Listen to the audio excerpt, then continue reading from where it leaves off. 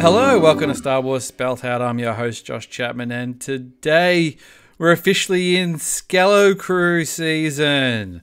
If you've seen the cover art, you know that we're calling this season Skello Crue. We'll get into that in a minute of why we're doing it like that. But first off the bench, we've got two of your faves. We've got Catherine and Andy. Hey guys, how's it going? Good, thanks. Yeah, all ready to rock out to Skello Crue. Yeah, how about you, Andy? You ready to rock out? Most definitely. Really excited about this one. Have been for quite a while now. And the closer we get, the more excited I am. Because it's combined with that feeling that we're close to Christmas. You know what I mean? It's kind of Star Wars and Christmas. They go well together. Star Wars and Christmas. They go like two peas in a pod. It's like everything in the world is good. Have you done any Star Wars Christmas shopping? There's Black Friday stuff going on in Australia at the moment. I got a speeder bike, Biker Scout speeder bike and Grogu vintage collection figure for $15 the other day on Amazon, down from $85. So I'm out of the collecting game, but I got it just to give to my daughter for Christmas. I couldn't pass it up. You guys, it's such a weird situation in Australia, and it's no insult to you guys, but your merch is so expensive. Yeah, so expensive, and then it goes on sale, and it's ridiculously cheap. Yeah, I just think they just bring these pallets in, and they just sit there. It's the really hardcores buy 2 or 3 of them, and then they just sit there for months and months, and no one buys anything. But yeah, so I got that, and I was kind of like, yep, why not? That'll be a nice little bonus stocking stuffer. What about you, Catherine? Nothing, no Black Friday Star Wars purchases? No, see, with Christmas and birthday coming up, I kind of put a pause on buying, even though nobody gets me anything I want. Because it's an easy sell. Like, just get me something Star Wars. Look, for the work Kris Kringle, I'll get something Star Wars because, the whole workplace knows my Star Wars. So, that's an easy thing. I did see like this little coin purse somehow that was advertised to me on Etsy. I went, ooh, that's really cute. And it's not very expensive. So I sent a link through to my sister-in-law and saying, hey, if someone's looking for something not very expensive for me, there's this. Ding, ding. Get involved. Yeah. Yeah, it's funny like that to sort of see this, because I didn't, you sort of expect to see the peg warmers and things. There's definitely some peg warmers that get, but this was just a bit of a random one. I'm like, oh, okay. Like I said, there's a pallet of them somewhere in some Amazon warehouse in Australia that just haven't shifted. It's like those. Remember the Bespin Luke Skywalker, the Hasbro, the deluxe figure they tried to do that was like they tried to make their version of a hot toy Hasbro. The Hyperreal. Yeah, they made one of them. Yeah. For some reason, Maya, which is a department store chain in Australia, bought thousands of them. And you couldn't, they were $200 or something. And they couldn't move them. And I think I got mine for $40, I think, in the end. Because they just couldn't move them. So they were just piles of them lying around everywhere. But, Do you remember when we first met and I got those, because you were doing the Andor commentary at the time. When I first reached out to you, both of you, and I got you those. Do you remember those deluxe packs? Yeah, I've got it. It's on my shelf. I can see it. It's right over here. Ah, sweet. Anyway, point being is that I had such a good deal. What I thought was, hey, bless you, Catherine, always faithful. Thank you. But I can remember thinking to myself at the time, that's an amazing deal for the UK. I've got to get it for these guys so that I can give them something when I first meet them.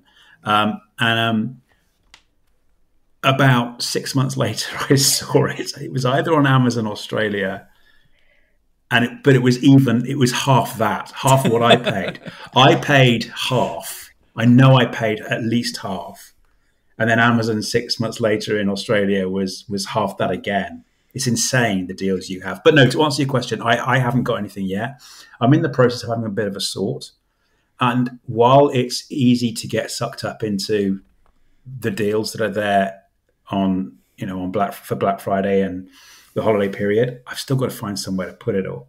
So I was telling Sean only last week that I'm kind of having a bit of not a clear up, but a tidy up at the moment, getting rid of spurious stuff on the shelves and dusting the shelf down because it desperately needs it anyway, and then working out what space I've got left, and then maybe I'll consider treating myself something this Christmas. Yeah. Well, now that my youngest is like Star Wars, she's big on Star Wars. That's my rationale to get some things, but at the same time, it's like, well, she's going to open them and play with them. There's no display only, so it's good. So it's sort of like, all right, that's the mindset.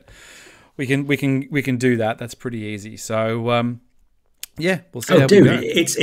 It's blissful in your life. At the end of the day, if I still had young kids and one of those kids was as heavily involved in or heavily loving Star Wars as she is at the moment, all bets are off. I'd be going mental at the moment. Yeah, well, she still might be going to Star Wars Celebration yet. We're still figuring that out. But we're here to do Skeleton Crew. So the cover art, which is out, I don't know. Have you seen the cover art, Andy? I don't even know if you've seen it. I know Catherine and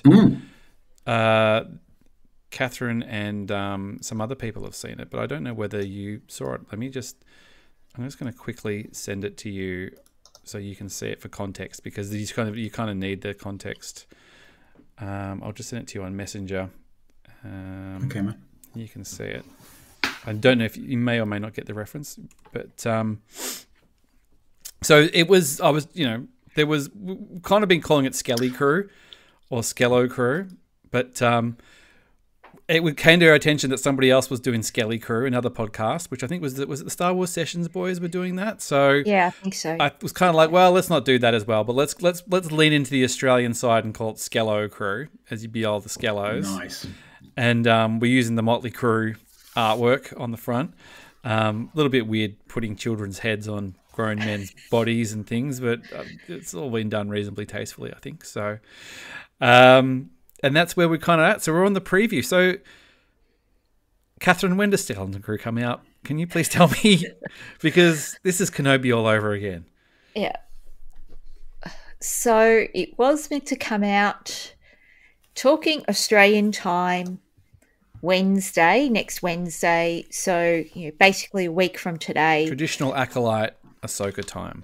Yeah, so it's been a Wednesday release for us for a while now, and since Ahsoka, it's been middle of the day for us. Mm-hmm. Was it Ahsoka? Yeah. And now they've put it forward a day, and in America they are having, I think it was like 25 cinemas are going to be showing the premiere. So, yes, now it's going to be Tuesday our time, which they didn't consult me about. You'd made plans. Plans had been made a week out. I feel like the Kenobi one, they did move the Kenobi one, but it definitely was a while out, because I remember we changed our accommodation and flights to get there like earlier. Or we did something. Something got changed. I feel like it might have even been flights or accommodation. We had to get an extra day to come in order to be there for when Kenobi came out or something. But I don't know if we were that prepared. Maybe I'm misremembering it. I think we were sort of discussing it because of when it was meant to come out. And I think we may have been discussing whether we'd have to change something. It might have been what day we went to Disneyland. Yeah. Maybe something along those lines. lines. I think that was big problems to have. Yeah. What day do we go to Disneyland? Do we go to Disneyland on this day? Yeah. What do we go on this day? So this feels like this cinema thing is the thing that's thrown the monkey wrench in the whole operation. If you know what I mean? Like, it feels like they've gone, well, you can have the cinemas, but it's going to have to be a Tuesday. Are there any in the UK that are doing it, Andy? Have you checked your local View or? I have not. I should have been prepared for this. Cineworld, or what's the other cinema chains in Britain? View is always the one I remember. View, Odeon, Cineworld. It's all kind of and then some of the small ones, although they all seem to be in trouble at the moment, to be honest with you, being bought out, looking for more investment, that kind of stuff. But our main one is certainly Cineworld around here. I'm just looking it up now, actually. So talk amongst yourselves and carry on. Just to see, you're like, oh shit! If it is, I better quickly, see if I can throw my hat in the ring and have a look. Nothing in Australia though, Catherine. Not that I've heard. Not a drop. I haven't seen anything. Admittedly, I didn't look very hard because I wasn't expecting it. Because, I think they said only 25 cinemas in America. So sort of I was one doubting every second capital city or something, isn't it? Really, or whatever. Yeah. So I was doubting anything here. But I had a, wild conspiracy theory this morning when we heard the news in our chat group. Because, of course, here in Australia, we'd had the Obi-Wan Kenobi finale shown in IMAX here. Mm-hmm. Yep. And so my wild conspiracy theory was that was like a test thing for Disney to see whether showing it in cinemas would be popular. Yep. And, it was. So they've decided to do that in America and change the time, change the release time. Well, I guess it would be, I mean, it would. How would it work in Australia? I guess would you do the screening at 1 p.m. when it drops, or would you make people wait till the evening where it's already out? Or it feels like it's very accommodating the Americans as always is their way. But it does mean that we get it a day early. But it does mean there will be a little bit of a gap, a shorter gap between episodes this week. So you've got to quickly listen to this before you listen to next week, because our window of prediction or whatever we're going to talk about won't be quite as long. It's going to be in the middle of the night for me, so it'll be next day viewing for me. Just pop up in the morning before breakfast and pop it on. Exactly. Yeah, exactly. Well, it'll just be the Tuesday. It won't be I mean, you'll still be. If I can do it in the lunch break again, but I'm hoping to watch it with the kids in the evening before we record. So that's the plan. But Catherine, you'll be living in a world where there's a Star Wars show out, and you'll be on the clock, as they say. Yep. At school, having that week, I'm starting the 2025 timetable. So starting teaching, my afternoon on that particular day actually has a few appointments, and it's the day that my dad comes over for dinner. It's like, they really didn't consult me about this. Bring your dad in. Bring your dad in. Pop him on. Oh, I tried to get Dad to watch the new series of Matlock, and he wasn't having it. He's like, there's only one Matlock as far as I'm concerned. Oh. And it's, who played Matlock? I don't know. I don't even know who it was. I always just think of The Simpsons. Matlock, the Matlock Expressway. Andy Griffiths. Really? I'm pretty sure it's Andy Griffiths from the Andy Griffiths Show. I don't think I've ever watched an episode of Matlock. Because Ron Howard was in that. Oof. And it has the... Isn't that the Andy Griffith Show? Sorry. I'm not that old. I'm old, but I'm not that old. I just know far too much about old television. And then Matlock's back, and this time it's Kathy Bates. Is it? Is it Kathy Bates? Yeah, it's Kathy Bates. I do like Kathy Bates. Maybe I'll watch it. Maybe I'll Matlock it up. But before that, I Matlock it up. I'm going to skeleton crew it up. And what's this show about? Does anybody really know? I feel like we kind of know a lot about the premise, but we know, which is good, that we really don't know too much in the weeds. They're not really playing a lot of cards close to their chest in this thing. What is this, Andy? Is this a big story, or is this a little story? Or is it a little story that gets bigger and gets littler again? What is it? I think it's a little story with big implications. I think that the story of the children is relatively well known by now. Surely, I mean, at the end of the day, seems to be a bunch of kids living in suburban planet, Star Wars planet. The whole planet is a suburb. Yeah, the whole planet is one big Glen Iris where I live. Oh, all hail Rick Oley. Yeah. And I think that they do what kids do, which is they go rambling and come across something and do what all kids do, which is ignore parent advice, and they don't not touch. and they get themselves in trouble and find themselves off planet and struggling to find their way back. And the premise is them finding their way home. I think there are some underlying. I think there's some underlying themes there as well, which will become more apparent and larger along the way. I was talking to Sean about this we have been for a couple of weeks now, is that there's something, the planet that they live in, the fact that the rest of the galaxy doesn't know what that planet is. It doesn't appear on any star map, or there's no reference to it anywhere.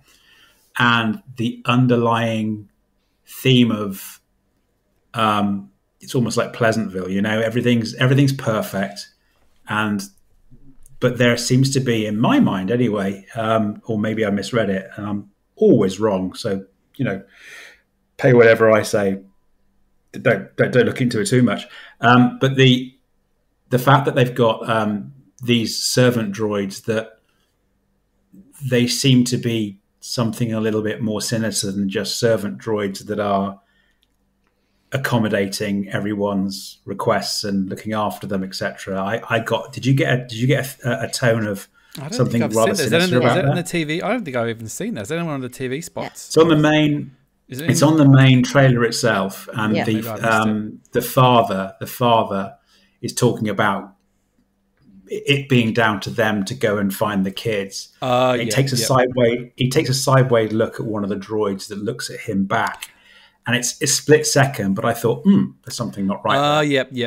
Well, it's an interesting. It's a clever premise that no one knows what the planet is, because obviously it means that they can't just go, we're from Alderaan, and everyone goes, all right, we'll get on that ship to Alderaan, and that's how you get home. Everybody knows where, well, not Alderaan, but wow, we're from Alderaan. Like, example. Oh shit, we got some bad news for you guys. We're from Hosnian Prime. Oh no. But yeah, so you obviously get past that plot hole of like with the kids who get lost and they would just say that they live there and they go back again. But yeah, what is this place? Is it some kind of weird ex-Empire facility that's sort of just going along, or is it something? Are they in another universe? Are they in the Ahsoka universe? Are they somewhere else? I hope not. Yeah, I hope not too. I don't think we need that. But does it? I don't know. What do you think, Catherine? I mean, we've got Jude Skellington himself, Jude Law, who's the sort of the bloke who's like, I'll help you, you can help me. Kind of, what's his motive? What's he all about? Can he use the Force? Is he a Jedi Knight? Is he full of crap? Is he good? Then he's bad, but really he's good. I don't know. What do you vibe on him? I like that we are asking questions that. It was implied that maybe he had Force powers, that in that first little teaser, was it even potato can teaser, but that subsequently we've been forced to question a little bit whether he's as pure of heart as we'd like to believe, but whether he can see, kids being lost, but whether he's in it for himself, who knows? But what's it about these kids that he, why is he just literally trying to get off planet? It feels like there's something to do with that ship or where it's come from or what these kids are, that he's gone, I've got to stick close to them because either it's going to be profitable for me or they're going to show me something that I need to show, or are one of these kids force sensitive and I need to look after a force sensitive kid and I've spotted it right away. Or no, Andy's shaking his head. He's like, no. I think it's that bit of, there's a bit of profit and maybe the kids can lead me somewhere with even more profit or something like that. But along the way, he'll find his heart of gold, like Han. He'll be a bit of a scoundrel, but ultimately, I mean, it might just be that the ship has come. This nobody knows what this place is, but it's got the markings of something that was valuable that was lost, and he's noticed it. It's sort of, if I get these kids back home means money for me because this place is valuable for whatever reason. Exactly. And I know what it is, but I've got to figure out how to. Exactly. I think it's all. If we go back to my first point about there's something about that planet, that ship came from that planet. Yep. Jude. Nobody knows where that planet is. There is a value, or there is a reputation, or a legend about that planet. The connection to that planet is the kids. Helping them finding their way back home will give our buddy Jude the reasons for helping them. Yeah, it doesn't feel like it's, at least initially, the kindness of his own heart. But like you said, Catherine, maybe he has a heart of gold when push comes to shove, or maybe not. Maybe it's there's more to it. Maybe you've got Jude Law in a secret 3-picture deal somewhere, and he's the big bad. How does? I mean, this is set in the Mandoverse. I believe it takes place at least around the time of the Mandalorian / Ahsoka. I don't know whether it's exactly after. Or... Yeah, I think what Star Wars Explained has said is it's roughly at or just after Ahsoka. So it's that sort of rough timeline. Yep. So New Republic exists. Yeah. All that stuff. Empire kind of on the run.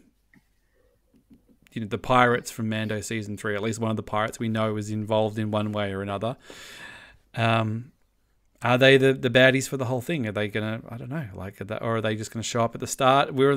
How much footage are we seeing here? I mean, that's always the giveaway. You watch the premiere and you kind of go, "Well, I saw 90% of all the footage from the trailers in the first 2 episodes, and we've got it's 7 or 8 episodes, isn't it?" So 8 episodes, I think. Which means that we're watching for 7 weeks, I believe. And just as a slight detour, I didn't check. Does that mean there is an episode on Christmas Day, Australia time, Catherine? Oh, because there was a 20. I was trying to do the math. I've lost that image that had it on there, but it could possibly mean that I'll be watching Skeleton Crew, before I have my pavlova, or after I've had my before I've gone for a Christmas swim or veranda sanded or anything like that. Yeah, so they've got a 24th of December drop, so that's Christmas Day for us. Christmas Day. Whew. Yep. It's like so that's going to be watch the Queen's speech and then Christmas Day. Wow. We're digging her up, are we? yeah, of course. It's a Christmas miracle, everybody. Wow. One is still moving and happy to see you. We've used a bit of AI and they've just so Charles isn't tracking too great. one. We've just recreated Her Majesty Elizabeth II with AI. It's generally the same gist, but everybody just feels a little bit more comfortable about it. Yeah, so that might just be me that day in the afternoon. Well, I will have my brother. I will have my brother around. So I saw my brother the other night because we went and saw Pearl Jam in Melbourne. He heard the episode before where I was whinging about it, and he said, "Well, I'll be around, so we can probably knock something out if we need to." But as always, we'll throw it out, see what's going on. So it'll be an episode on my birthday American time, but not my birthday real Australian time. Well, Book of Boba Fett did start on my birthday. That's true. So there you go. That's right. You celebrated by paneling on a Steel Wars episode. So that was the best birthday present. Started at the bottom, now we're here. And so just get back onto the plot. We've got these cute little kids, slightly looking like, some a little bit more troublemakers than others. And we don't really know stacks about them, which is good. Yeah, we'll discover that. We sort of know like characteristics. I like that we don't know a lot. We do know that they're basically 2 sets of friends who've somehow come together. Yep. We know that Neil is the best, and everyone must protect Neil. If anything happens to Neil, we riot. Are we seeing a little bit of little Catherine in little Neil? Yes. So we've got to look after little Catherine / little Neil. Important. Yeah, I got a feeling he's going to be a bit of a fan favorite. I did like when he took the ship and took the controls and things like that. And I like cute kids. I've got cute kids. It's it'll be interesting. This is obviously, I'll be watching this through my parent eyes. You know, my oldest is a little bit younger than the kids. I think these kids are supposed to be between sort of 11 or 12.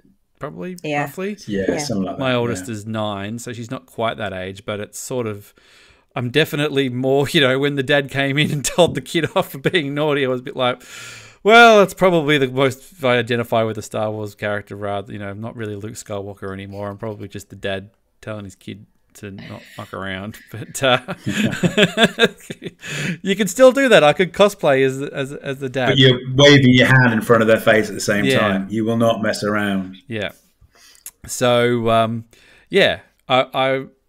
looking forward to it. And I must say that I'm actually very much enjoying being on a new social media platform for this as well, which I think will also make this watching experience more pleasant. Not that I really dug too much into the cesspool before, but and I think we spoke about, when I had Matt Mole on a week or two ago, I think we sort of said, given that the bloke who made the Spider-Man Homecoming movies is making this, which obviously I think, for better or worse, gives him a little bit more leeway, slack for people making their minds up before they've watched it, just because of who he is and what he's made before, and he doesn't have to live with preconceptions that some people have. But I'm I don't know. What do you guys think? How scary do you reckon it's going to be? Do you reckon it's going to be, what tone? Are we talking equivalency of a show? Are we sort of thinking Goonies? I don't think Stranger Things. I think Stranger Things is too scary. No, it's not going to be Stranger Things. It's going to be Goonies, because I think that's definitely the vibe they're going for. They're going for that 80s kids adventure. A bit of peril, so but there'll be peril, but it won't be too perilous. It won't be gory. It won't be really like that, mind messing type of thing. It'll be just a little bit of peril. Just enough peril to keep you interested.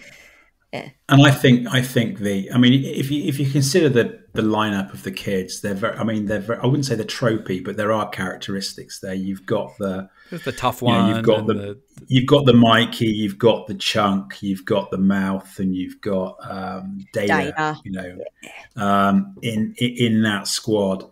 And then on top of that, I think that, choosing pirates is delicious, because it's going to be so flamboyant and over the top. It's almost like it is a cookie cutter Amblin model. But I think that I agree with Catherine. I think it's going to be more akin to Goonies, or maybe a little bit more, because technology and kids themselves are a lot more mature than we were when we saw, and a lot more streetwise than we were when we watched Goonies. It might be, have a little bit of peril, a little bit like Super 8. Don't know if you remember Super 8. Yeah. So maybe a little bit more. But I think that the baddies that we've seen, in inverted commas, in air quotes, they're such caricatures. I think that there's always, it's going to be a fun ride. I'm quite happy. I'm quite happy to have bumbling villains. Like I've got no problem if they're just a bit dumb and a bit, you kind of get a couple of sort of smart ones and a bit kind of sure boss, and I'm fine with that. Like I don't need sophisticated villains in this. If this is just a fun romp and the villains are a bit stupid and they do dumb things, and if some people are just like, oh, those kids were so dumb, I can't believe they didn't tie those kids' hands up, or blah blah blah, or they tricked them into letting them out that thing and blah blah blah. This I don't save that stuff for yourself. If you're going back to the tropes of the bumbling, idiotic, whether even if it's Harry and Marv from Home Alone, or like you said, what's the family in Goonies? I've even forgotten their names now, but I'm gonna have to look it up because I'm all annoying. for that. Like if they're bumbling, they're bumbling. I know Steve Urkel's in there, whether he's leaning into the Urkelness or whether he's leaning away from the Urkelness or anything like that. Like I'm fine. So again, whether that's who they're dealing with all the time or whether that's just a precursor or where we go. The Fratellis. The Fratellis. Yes. Yep. I'm all about that. Yeah, I was thinking Home Alone and the Wet Bandits. Yeah, Harry and Marv. Yeah. Exactly. Yeah. So I don't think there's any point having really sophisticated, smart villains, and you don't want too many kids getting guns stuck in their faces, especially even in Star Wars. I mean, we haven't really, we have Annie, we had little Annie is our little kid, and we've had the Caravan of Courage kids. And they were in some peril. Can we just say they were in peril? 80s delicious 80s peril, and I think there'll be a bit of lean into that. I almost watched Caravan of Courage the other day because Sloane was homesick, and she was talking about wanting to watch Star Wars, and I was a bit like, "Oh, do you want?" She's like, "I want to watch Ewok," And I said, "Oh, well, we could, I could put this other one on. It's Ewoks, and it's got a little girl in it." She's like, "No, I just want the one with Jabba the Hutt in it." I'm like, "All right." Well, I'll be honest with you. I can't fault your taste. The sequel's brutal. Yeah, the family will get killed in the first 10 minutes. I mean, I was going to say, it's like you have this lovely story that is the Caravan of Courage, and come the sequel, it's like, oh, and now all of your family's dead. It's like Alien 3. It's the Alien 3 of Star Wars movies. Yeah, it's brutal. So, yeah, look, you walk that rope of going, all right, well, if they're not in any real danger, or are they in danger, or how does this all work? So I'm quite happy to be in the dark here. And yeah, I stopped watching clips really a while ago. Like I really haven't really seen anything. There was sort of the major trailer a couple of weeks ago, and I know they've dropped some things, but I haven't sat and watched them. No. I did watch Star Wars Explained, what you need to know beforehand, but that was they run really a nothing. tight ship over there. Yeah. I've seen all of the cast and crew interviews they've been doing. Yeah. I've seen all of those, but these guys know what they're doing. They've given nothing away. Given absolutely nothing away, which is the right thing to do. Oh, it's great. It's nearly Christmas. We've got a kids a fun kids romp coming out, and it just so happens to be based in Star Wars. Everything is the world. Like I said, the world is a perfect place at the moment. So this is great. If this does have a bigger picture to it, so we've got kids getting in a spaceship, can't get home, running into pirates, mysterious stranger helping them out. If this does allude to a larger story or a larger galaxy, I know we've spoken about the planet that they're from, that might. But as far as the machinations of what's going on in the Star Wars galaxy at this time, your Moff Gideons, your Ahsoka Tano's, your Mandalorians, your Grogu's, your Empire, your New Republic, your Jedi Knights. I hope it has basically nothing to do with it. I know that pirate that was in Mandalorian shows up here, but in some ways I want that to be the only connection. If there's, because it's a very old spaceship, if there's some connection to the Republic prior to the Empire or even older than that, I'm kind of fine with that. Republic. We haven't even considered that it might be tied to the High Republic. Yeah. It could be Master Soul's ship. Don't watch the videos. Acolyte Season 2. Acolyte Season. It's a backdoor pilot for Acolyte Season 2.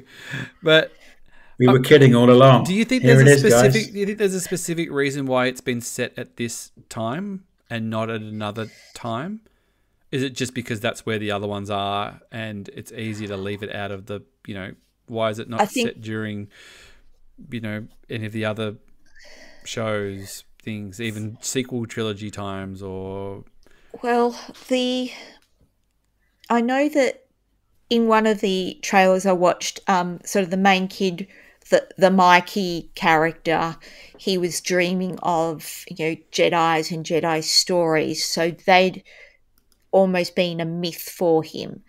So setting it in that after the original trilogy, you know, you're so far away from when there actually were Jedi in the, you know, roaming around the galaxy that, yeah, the Jedi could be a myth. Well, he might not even know.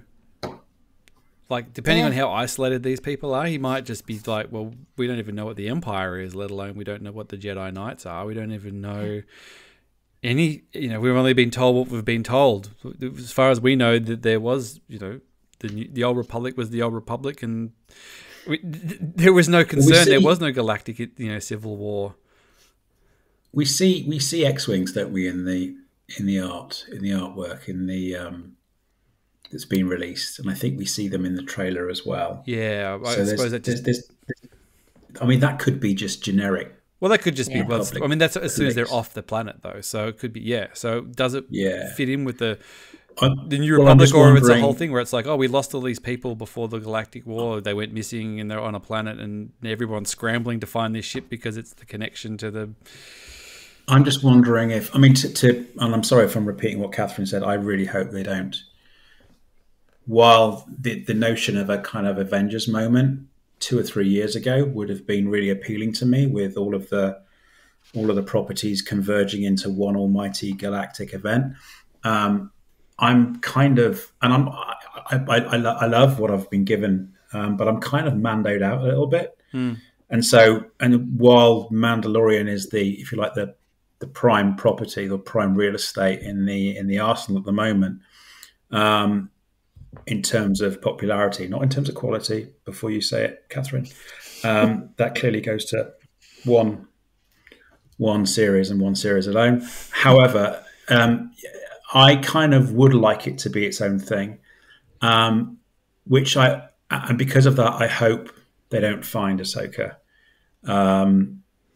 I hope they don't find their way into that galaxy to wrap up to conclude this season, and to, if you like, absorb Skeleton Crew, because it seems so very, very. You wouldn't involve children in a galactic event like Thrawn, for example. Anyway, and happenstance seems to be so blunt, or so badly wielded. So I'd like to think that if there is any connective tissue at all with the other properties that are going on at the moment, it will be down to something like the mysterious circumstances of the planet, for example. Yep. Maybe the planet appears, not the children, but the planet, and the mystery around the planet becomes something that maybe could be leveraged later on in the Mandoverse, or in Ahsoka, and so on and so forth. Well, we don't like this is the first thing that we've done, that Star Wars has done, that I can think of, really, that's not involved in, I want to say, not so much conflict, but I don't know, like not directly involved, whether it's the politics of the galaxy. The politics of the galaxy, yeah, that's what I'm looking for. Like the Acolyte did, obviously the original Star Wars, prequels, sequels. Mandoverse is still involved in the transition of the Empire and things like that. This is this weird little pocket, and I don't, you know, every time we've kind of ventured out of that, it's kind of a little hit and miss in Star Wars. I mean, like, you know, I think of the Mando episode where you go to the Jack Black Lizzo society, and it's a bit kind of like, well, do we really care much about these people? It's kind of a little bit far removed. They got their own little thing going on, this separate little, I don't know, it starts to feel a little Star Trek-y to me. And not that I'm a big Star Trek, but you feel like you go into these, I feel like Star Trek's very good at going, oh, these like a little society of people. What are they up to? What are these people up to? They do all of that. Star Wars always kind of feels like we're in the trenches here. We're either, you know, fighting the fight, or we're doing something. And how's this going to work? Are we just hanging out? Does it not connect, or how does it work? Yeah, I don't know. One of the reasons why I don't want it to connect very much at all is, you know, I wanted that promise of expanding our understanding of the galaxy and expanding, you know, our characters and things. You know, the Mando, it started off with that promise, but in some ways it contracted because it brought in, all the Rebels characters, and it brought in Starbuck, whose name escapes me now. Yeah, Bo-Katan. Like, it sort of contracted instead of expanding. And yes, I'm going to bring up Andor. Yes, Andor starts with, following a character, a known character from a movie. But it has added in all these previously unknown characters. It has expanded. So now it's this, not contracting everything together. It's this understanding of the universe more, and we do sort of have these questions of,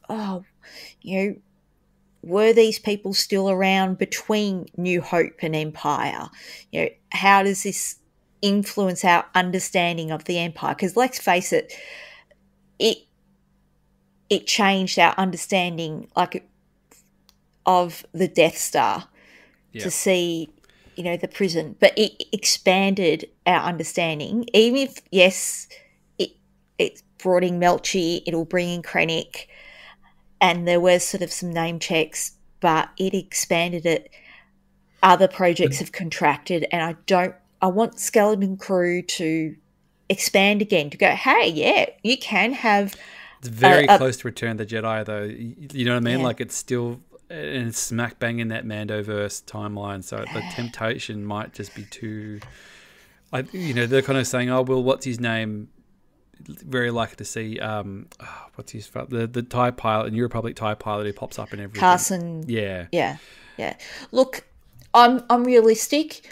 If we get a pop-in for whatever reason of, like, Carson Teva, that's sort of okay, because he's sort of around, but I don't want the plot of Skeleton Crew to be hinging on having watched Rebels characters and Mando.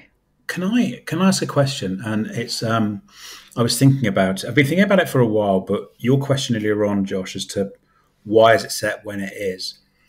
Am I wrong in saying that Skeleton Crew was announced the same time that the Rangers of the New Republic was announced as well?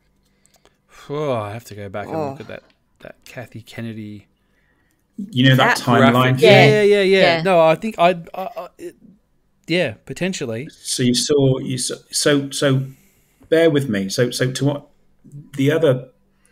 So I suspect we might see Carson in there, because I suspect that where you've got serious, canonical, very serious topics like The Mandalorian, Ahsoka, maybe the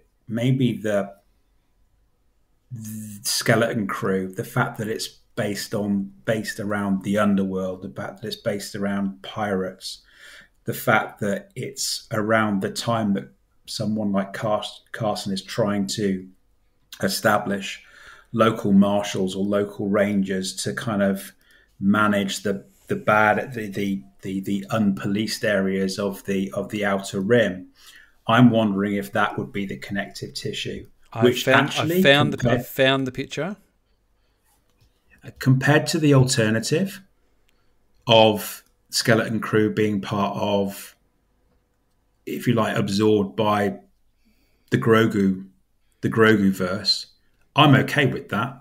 If there's an affiliation with what would have been, or there would have been a convergence of what would have been Rangers of the New Republic and Skeleton Crew, then I'm okay with that, because Rangers of the New Republic, again, it's low risk. It's not something that people need to get upset about. Wow. Sorry, Josh. No, it's okay. It was not on there. So I've got a picture of Kathy Kennedy in front of them now. It was children of blood and bone, which never happened. Visions, Mandalorian, Lando, the droid story, whatever happened to that. Rogue Squadron, to be confirmed. Ahsoka is on there. Rangers of the New Republic is on there. Willow is on there. R.I.P. Is this like the 2019? This is and Andor, Bad Batch, Obi-Wan Kenobi, Acolyte, and New Indiana Jones. So quite a lot So of things. okay. Not everything made it, So but most things. So okay. So conversely, then, how much of Skeleton Crew could have been a salvage from the original Range of the New Republic? Yeah, it's interesting. I mean, I guess you kind of go. I mean, the only thing I've seen some of that footage of the creators, where John Watts is a bit like, I had an idea and I spoke to, Jon Favreau about it, and I kind of pitched it and they said do it. Yeah. So it didn't seem like that they kind of picked the bones, unless there is connective. Doesn't mean there's not connective tissue and they go, hey, we actually need you to touch on this, this, and this in order to get this plot going. But I meant it in the context of, you've got the pirates that turned up in Mandalorian season 3. Would they have been a major feature of Range of the New Republic? Would they be, being the permanent weekly troublesome bunch that Carson had to deal with, or I think those pirates, the other person that could have been leading that series. I think those pirates would they have been the ongoing. Sorry, mate. I think those pirates were inserted into Mando season 3 for Skeleton Crew and not the other way around. Okay. I reckon they went. By the time they were shooting it, they knew that they had to have pirates in Skeleton Crew, and we will establish them a little. We'll drop one or two of them into this just so we've got some connective tissue. If that's it, if that's all it is, that could be literally it. That's a good point. Is Mossman dead? Is he dead? He blew up, didn't he? Well, we thought he did. Did he? I don't know. I might have to check the body. Moss Nass. Because I think it was, he's offsider is in this. His offsider definitely gets away. But that could be the sting. It could be he was like sitting there like, oh, I'm back, bro. Like, why not? Yeah. And Skeleton Crew's release was delayed by the strike and everything. Like they delayed it to sort of spread out, having content. I think because they'd finished filming, and I think they were working, they'd either nearly completed post-production or whatever it was, but I think they just put off releasing it just to string out, releasing of shows. Yep. Which, well, I mean, it's not like it's been butting up against, the next Mandoverse thing is Mando and Grogu, which is, 2 years away still, a year and a half away still. And then Ahsoka season 2 hasn't even started filming yet, and then we don't really know. So it's not as if, it was hinging on something, which is obviously why they can just push it out, because they're going, well, but again, it may or may not have any bearing on it. I mean, if CGI Luke Skywalker turned up in this, would you do your head in, or would you just be happy to come in and he's like, hello, Jude Skellington, my old friend. My apprentice. I think I'd listen. I'll watch anything. You know me. Nothing stresses me out. Put Chewbacca in or something. Like everyone's happy to see Chewbacca. Well, in that case, totally. No, they should. Definitely. He comes in the Falcon and saves the day. That would make me a very happy boy. But no, I mean, ideally, that wouldn't be that. That would be one step. Not everything needs to connect. Yeah. Sorry, Catherine. No, it's that. We don't want to make the universe smaller.